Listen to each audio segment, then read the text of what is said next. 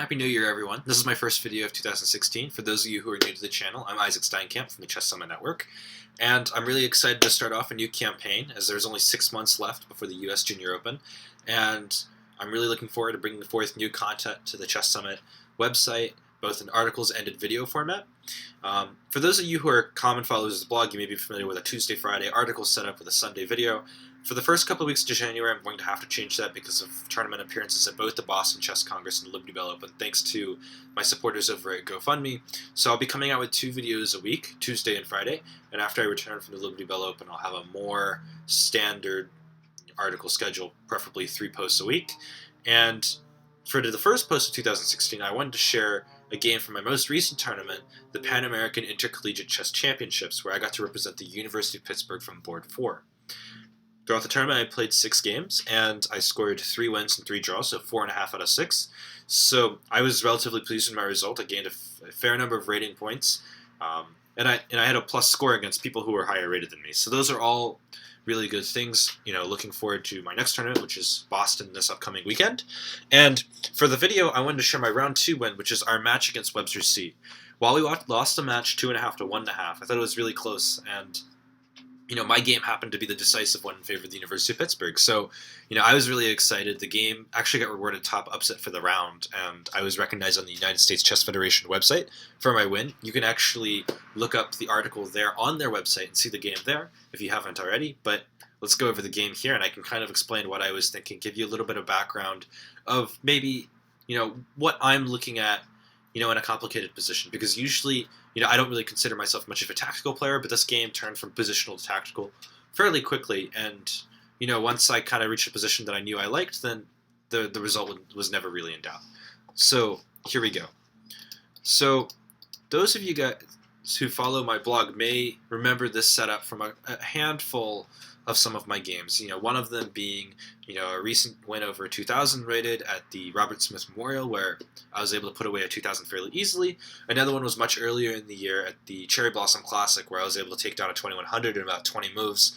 The thing I like about the take C4 systems for white is that, for me, I don't really focus on learning theory here. I just focus on developing an intuitive base, because Black's needs in these kinds of positions are kind of staggered by the fact he's used a tempo to take a pawn on c4.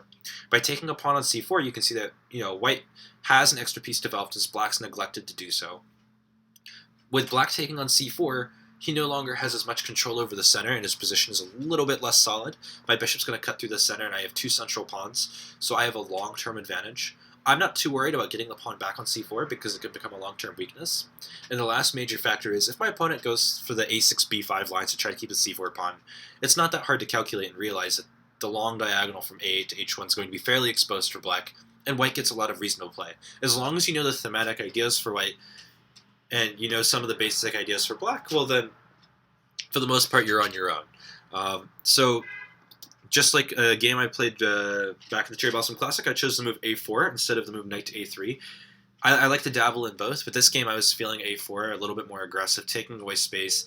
And, my opponent was already taking a fair bit of time, so I didn't know if maybe he was like a Queen's Gambit accepted player as Black, and maybe he was just kind of using his, energy on that. And, I know in some lines Black does like to play b5, but now he does have to consider, well, if he plays b5, a takes b5, c takes b5, and now this diagonal is wide open, and Black doesn't really have that much compensation. Nevertheless, even if Black plays b5, I don't even have to take. I can just maintain the tension, develop my bishop, and then start putting pressure on that long diagonal. So already my opponent was spending a fair amount of time, but he came up with a rather crafty move, which was the move bishop to f5. And this was a move that, I've never really seen in Blitz on chess.com or, in a tournament game. But, immediately I was kind of able to recognize, okay, Black isn't making a nonsense move here, because in this line for White, the queen likes to go onto c2, right? And the idea is that I can either take on c4, or maybe my knight's already on c4, and it's just nice to have a queen on c2, so that way if Black tries to play a move like b5, c6 is weak. I also get to develop my queen, maybe making a square available for my rook to go to d1, and then, push the d-pawn at some point. So bishop to f5 is a very common move, but the one thing it does do is it does guarantee that Black can't really secure the c4 pawn anymore. The c4 pawn It's mine for the taking unless black really wants to take drastic measures with a move like queen to d5, which puts it on that long diagonal, which could tactically make it a problem after like bishop g2, knight to h4. And already it feels like black's spending a lot of tempo trying to keep this pawn. So, going in the spirit of the opening, taking advantage of the fact that black's wasted an extra move not developing a piece, I said, okay, I'm going to play the move knight to a3. So obviously I'm attacking the c4 pawn. I'm kind of daring black to protect it, which, based on his last move, I know he won't. And, my knight is actually going to do a really nice job on c4. For those of you guys who saw my video, Expert versus Expert, and understanding the pawn structures, this was a very common idea, except I didn't have the pawn on a4 immediately, and I just went from a3 to c4 to e3, and I had a really nice game. So already, my thoughts are churning based on that game. Black can't really play b5 effectively, and the development's going to be really slow. So I was kind of curious to see how black was going to choose to progress in this game. So black chose knight d7. Okay, just developing move. I don't see any threats. I get 30 seconds on the clock. I play the move knight takes c4. Queen d7, bishop g2. And we've reached, I wouldn't say a better position for white. It's rather balanced, but, based on how my style, works out positionally, like, I like the position that I have. I feel like I've done a better job of developing. And while I don't necessarily have space, my position makes it really easy to have fluid play. And I feel like that's really important. If you look at black's king side for a second, you can see like he has 3 undeveloped pieces. It's not quite clear where all of his pieces are going. If he plays a move like e6, it'll be an improved version of a game that I've already had. And, black doesn't really have a way of expanding beyond his pawn structure. It's not quite clear where his bishop on f8 is going to go. I mean, d6 seems like a common square, but then it's pointing at g3, so there's no tactical opportunity there. And I'm really not sure what black's trying to do. But here he kind of puzzled me by playing this move h6. And instinctively, I kind of knew what black wanted to do with this move h6, but it didn't really dawn on me how much of a mistake it was until I really started to look for my moves. And that's that, if you're playing a move like h6, there's one of 2 reasons. The first reason is if I attack the f5 bishop, you want to have an escape square at h7. That seems to me to be the most logical reason. But I think the reason that my opponent wanted to play h6 was I should put his bishop on e6. And the reason why h6 is okay is because then it stops knight to g5. But as you guys will see in the game, this actually gives me a critical tempo to be ahead in development. And with black kind of having an unresolved structure, it made it really easy for me to continue to build on my developmental advantage. So here I played the move d3. Okay, so what's my idea? Just like the last game, I didn't want to play d4. I'm sure d4 is a very natural move, but to me, I'm looking at the structure and, well, black probably wants to get pawn on e6 and c6 and at some point push one of those pawns forward 1 square. So by putting a pawn on d4, I kind of give black a target to consider like a c5 move or an e5 move. Why give black that opportunity while at the same time I create a potential to develop? Okay, so my opponent plays e5, and this was the most committal decision of the game so far. Up to this point, it's kind of been like a slow build-up. No one can really get an advantage, but I think now I actually have a target, and that would be the e5 pawn. You see, black's structure isn't really resolved, and if I can try to show black that he has a really weak e5 pawn, and force him to play f6, then black is going to have a lot of weak light squares, and that's going to be a fairly significant problem. And so, I was looking into the position here, trying to decide what I wanted to do, and well, my first thought was, well, let's take away squares from the f8 bishop, because if black can trade away this f8 bishop, he's doing okay. And, I kind of want to have my dark squared bishop. So I thought about where does my dark squared bishop want to go and how do I take away squares from his bishop? Well, the simple move is bishop d2, because now I block bishop b4 check. If I play a move like, queen c2 here, bishop b4 check, and I don't really want to, give black a trade when he's kind of in a more cramped position. The other idea behind bishop d2 is that I want to go to c3 at the right moment. And by going to c3, I'm going to force black to play f6, because black doesn't want to play a move like like bishop to d6, where it's being attacked by the knight. That can give it some sort of tactical opportunity.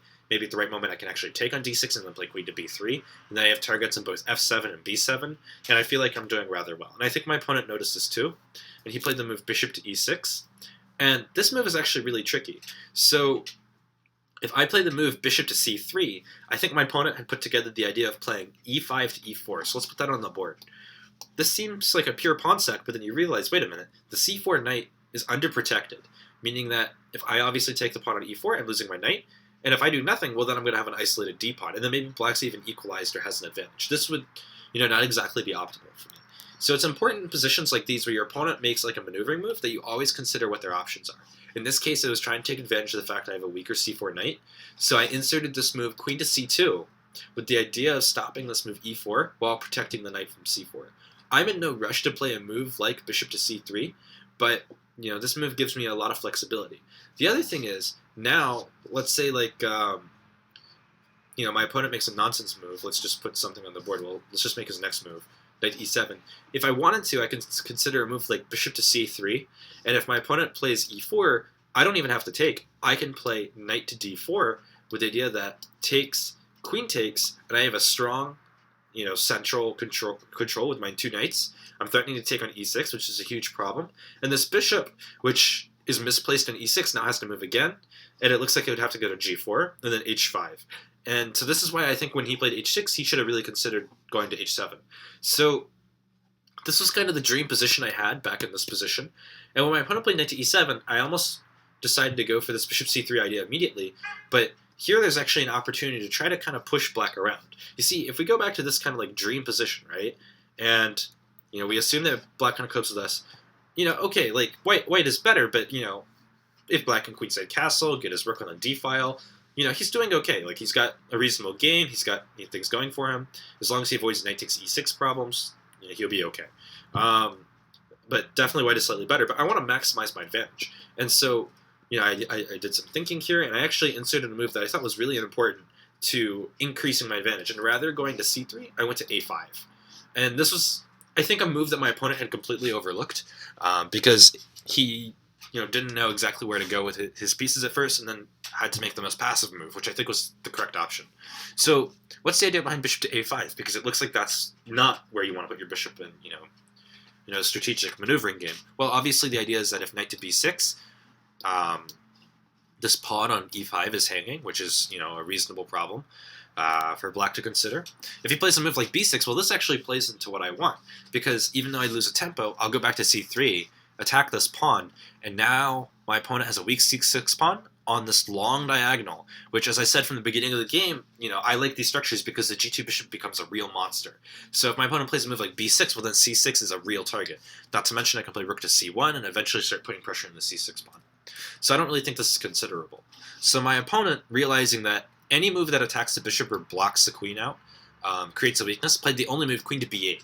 And this was the point of my whole maneuver, because now when I play this move bishop to c3, if my opponent goes for that same position we were originally looking at, e4, knight d4, takes, queen takes, bishop to g4, there's no long castle immediately followed by, opening up the rook on the d file. Almost all of black's most important pieces are on the back rank. He's behind in development, and he's still got problems. Like, my queen can go to e4 and start attacking, and I'm not going to say like I'm winning, but it's a positional nightmare for black. And at this point, this would be an opening that's gone wrong, in my opinion. So my opponent realized this too and decided, okay, well, I can't play the move e4, and he made the concession I've been kind of playing the whole opening for this whole game, f6. So this is a great moment in the game for me, because now my opponent has all these light squared weaknesses. It's not quite clear where this dark squared bishop is going to go, and I have a game. So here I did some more thinking. How do I build my advantage? What can I do? And I really didn't want to commit my structure yet, because black is making a lot of weaknesses right now. So I decided to make the most principled move, which is just a castle. And so here, at a rather unbalanced position, my opponent kind of panicked and played this move g5, which, as you guys can see, means black's king is really weak. And one of the main ideas when your opponent's attacking on the wing is to attack in the center, especially if their king is in the center. Because if you can bust open the position, especially with better development, you're going to have a much better game. And so I want to show you guys a couple candidate moves that I was looking at before I kind of show the move that I actually played in the game, because I think the process of elimination to get to this point is rather instructive to kind of show like where I was going, right? So the first move I looked at was h4, because if my opponent takes, well, then this is great for me, but my opponent's not going to take. He'll play a move like knight to g6, and h5 doesn't actually help me at all. In fact, it probably makes me even weaker.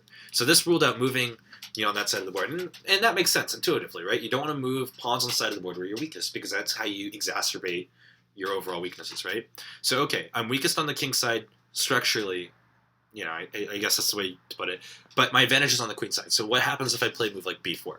Well, a move like b4 could run into some small problems with knight to d5, and I didn't really want to part with my bishop pair yet, and my pawn on b4 is under attack.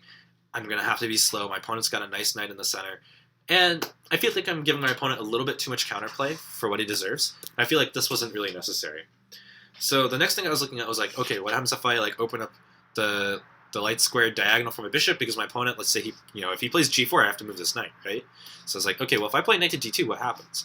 Well, already I have to be a little bit worried about some ideas of b5 and then b4, and it might even be okay for black to sack a rook because I don't want to weaken my king side, and that would be a significant problem for me.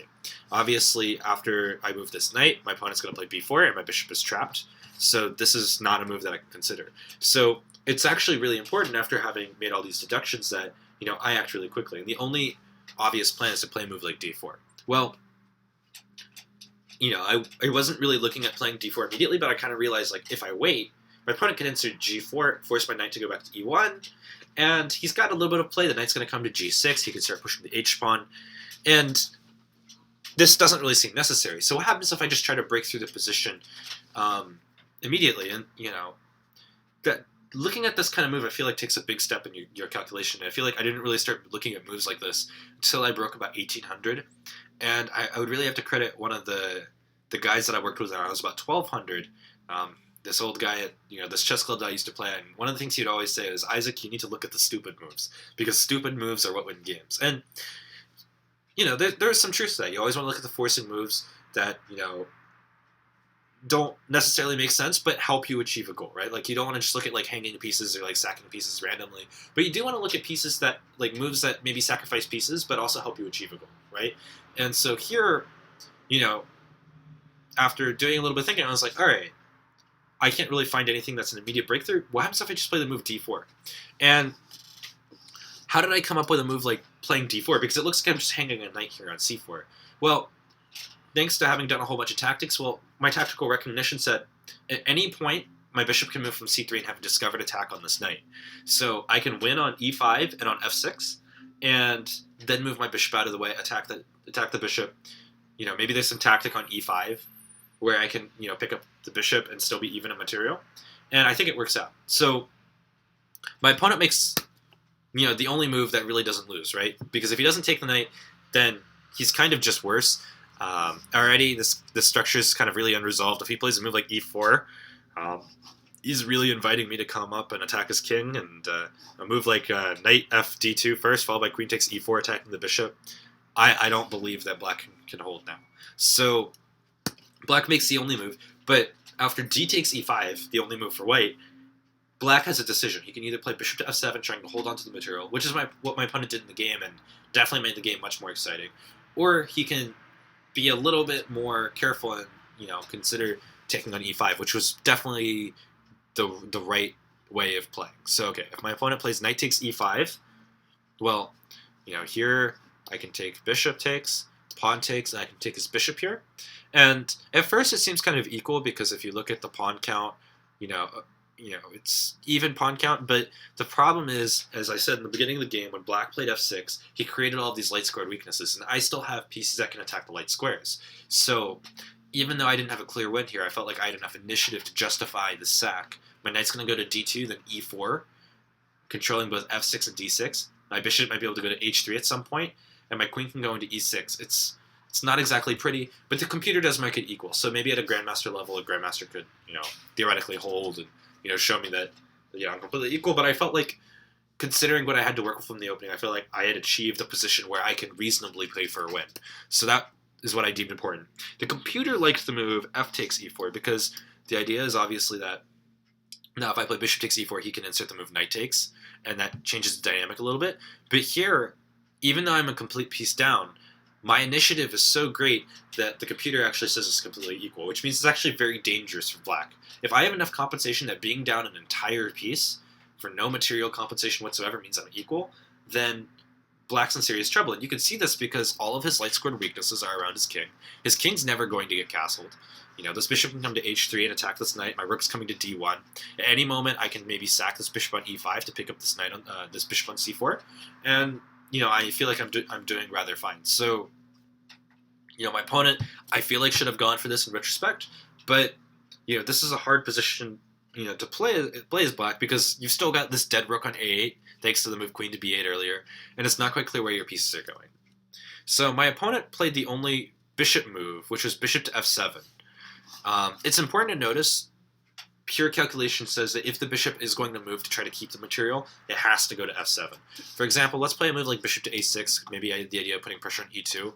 We run into some discovery problems where I'm both checking and attacking the rook at the same time, and I'm actually winning material, not to mention that knight g6 is really weak.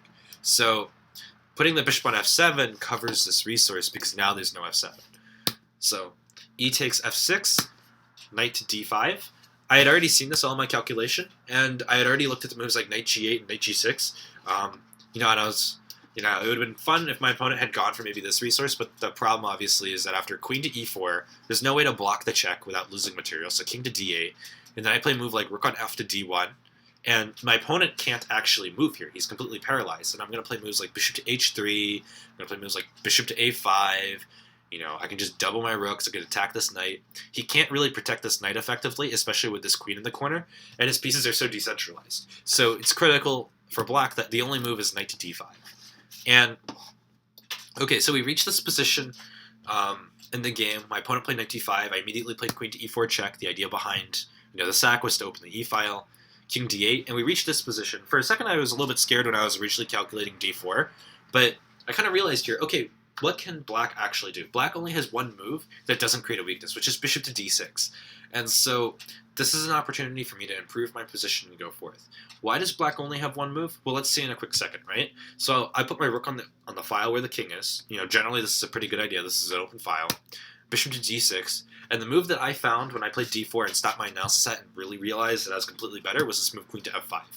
And the idea was I wanted to play e4 and then e5. And I'm completely crushing. And I looked for moves here for black, and I didn't even consider how would black stop e4, because I realized that black would have such a hard time trying to find a defense that he would have to inevitably create a weakness. For example, if my opponent moves his rook away from h8, I can play queen to h7, attacking both the bishop on f7 and the pawn on h6.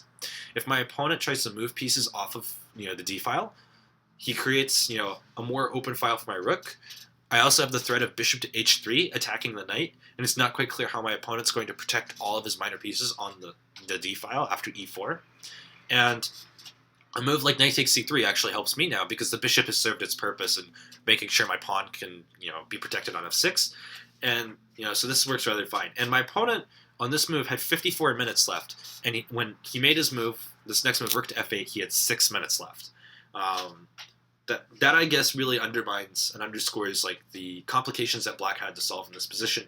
And I think if you put yourself on a clock to try to find a move for black that didn't create a weakness, you would have a very hard time, because at this point I already feel like white has already completely won this game strategically. It's just a matter of converting. So what's important when you're down a material but have the initiative to play dynamically? So I played e4, busting open the file, takes bishop to b3, and now it's important to not get scared. The scared move is to move the rook away from d1, but this would cost you a critical tempo and lose the f6 pawn. This is what my opponent was counting on. But I think, my opponent, he made this move knowing that he wasn't going to win because of my next move, but he was like, well, if my opponent doesn't make this move, well, then I have winning chances. And I think that might have been, the best shot at this point. But I made the move e5 because at some point you have to realize that this rook on a8 in the corner is not going to do anything. And it's more important to bust open the king than it is to have more material. And so when my opponent played bishop takes d1, rook takes d1, I'm down a full rook, but the game is completely over, thanks to my 2 passed pawns, my attack on d7, and the fact that black's king is not really able to be protected by black's extra material. So in this position, as you can see, black's actually going to lose back a minor piece, so I'm only going to be down the exchange. He chose to move king to c7. I played rook takes d6 because I thought this was the easiest way to convert. The computer actually likes e takes d6 a little bit more with the idea of playing bishop to h3 next and really trying to kick around black. And I think if I'd maybe seen this during the game, I maybe would have taken it a little bit more seriously. But at this point, I knew that I already had a win. I knew that our team, really needed me to win. And if I didn't win, we wouldn't be able to win the match. So I wanted to play as safely as possible without conceding any of my advantage. So rook takes d6, queen to e8, rook to e6, queen to c8, queen to f7 was a small trick, and my team captain John Alborg, who's like 2200, was like, he should have played this move because if you play rook to e7, you're done. Obviously because of this pin, and I don't even have enough material to even consider playing chess anymore. So maybe black should have gone for this, but at this point, he's objectively lost. I can repeat the position with rook d6, and I'm still completely fine. So He chose to move queen to c8. I put my rook on the 7th, pinning the knight. Rook to e8. It's important to not trade rooks because that would help black get the a8 rook out of the corner. So I played rook to g7. He played king d8. Okay, I don't want that knight to move. I played queen to d3. And, these moves are very natural. When you have a very natural position like this, and it's really easy to push your advantage and your opponent's in time trouble, it's really hard for your opponent to try to find ways to get back into the game. So my opponent played g4. Okay, well, I can do all this knight maneuver stuff, but, let's just go ahead and finish this game. Rook takes g4 with the idea of maybe rook to d4 if my opponent doesn't do anything with his king. So king c7, queen d6, and now my opponent actually gets checkmated. So king b6, rook to b4 rather, king to a6, bishop to f1, king to a5, knight to d4 with the threat of knight b3 checkmate, b5. And here both knight b3 and knight takes c6 are fine. I chose knight takes c6 because it would guarantee I'm winning a queen next move. Although I think knight b3 would actually lead to checkmate faster. But okay, knight takes c6 and my opponent resigned. Wow. This was a really exciting game for me, and I think I'm going to remember this one for a really long time. I don't think I've had a game where, I've had to consider giving up my entire positional advantage for a complete tactical advantage like this. Because usually when you get to such a big positional advantage, you just want to grind your position. But in this case, I think a move like d4 was too good to pass up on, and it was really the only way to effectively punish black for his, lack of development and his inability to really not have light squared weaknesses. Once he played f6, I think he was already slightly worse. And I think that it made the game, a little bit easier for me to try to progress and move forward. So I thought this was a really instructive win. And for those of you guys, who are looking for something that was a little bit more dynamic and feeling like you weren't finding that on Chess Summit, I hope this game, maybe gives you a new perspective on my blog starting for 2016 and going forward. Just to kind of give you guys an idea of what I'm considering doing with the next couple of videos before I, start, getting back on a more regular schedule is, next week when I come back to the Boston Chess Congress, I want to go over some of my games that I played in Boston. But I'm thinking about in weeks where I don't have, Grandmaster games, maybe bringing back the live chess idea, but only playing openings. I have no idea what I'm doing, and then coming back and writing an article on chesssummit.com. For those of you guys who follow YouTube but maybe aren't as familiar with the chess blog, you may have seen my live chess video on trying out the Berlin Wall, getting completely crushed, and then finding this nice sack in the end to make it a game again. And then I went back on my blog and I actually wrote an article, and I used a whole bunch of Berlin games, where I think if you play the Berlin, you'd find it really helpful. I used the game Anish Giri versus Vasily Grov from the London Chess Classic Blitz tiebreaker that Anish wound up winning. And I think that actually, I feel like if you're a black player playing the Berlin, that was fairly instructive. So I might try to bring that back, play some openings. I don't know how broaden my own opening, understanding of thematic ideas, because pawn structures are very important. Another idea I'm considering is, there's a lot of tournaments going on right now that not many people are talking about because, they're not catered to the world-class GMs. They're more like 2,500 rated GMs. And maybe I'll just choose a random game from that day on like a top board and, some random tournament between GMs and IMs and, kind of go over it as if I was studying it like a game that I want to study to learn, what to take away from that game. So I have a whole bunch of new ideas for 2016, as well as some new resolutions. You guys can feel free to check out my blog on chesssummit.com. I hope that you guys continue to check out my blog. Thank you guys so much for the support. I'm hoping for a really good year. This is Isaac Steincamp signing off.